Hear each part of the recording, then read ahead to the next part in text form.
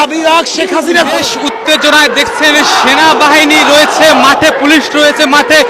সরকার পদত্যাগের এক দফা দাবিতে কিন্তু চরমনায় পীর দেখছেন, নিজে কিন্তু পায়ে হেঁটে কিন্তু দেখছেন তিনি এগিয়ে যাচ্ছেন। সরকার পতনের ডাক দিয়ে কিন্তু মাঠে নেমেছেন হাজার হাজার তাওহীদি জনতা, ইসলাম প্রেমিকদের মানুষদের নিয়ে ছাত্রদের পক্ষে কিন্তু সরকার পতনের ডাক দিয়েছে।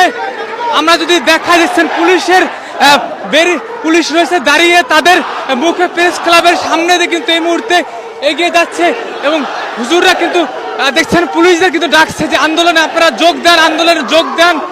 দেখছেন একাই কিন্তু তিনি এগিয়ে যাচ্ছেন।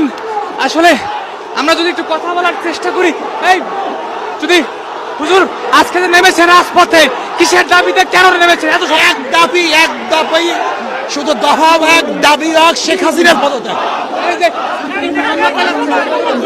এইটার বিচার চাই এবং এই বিচারের জন্যই শেখ হাসিনার পদত্যাগ ব্যতীত বিচার হবে না। কারণ খুনির বিচার করতে পারে না। আপনার গণভবন ঘেরাও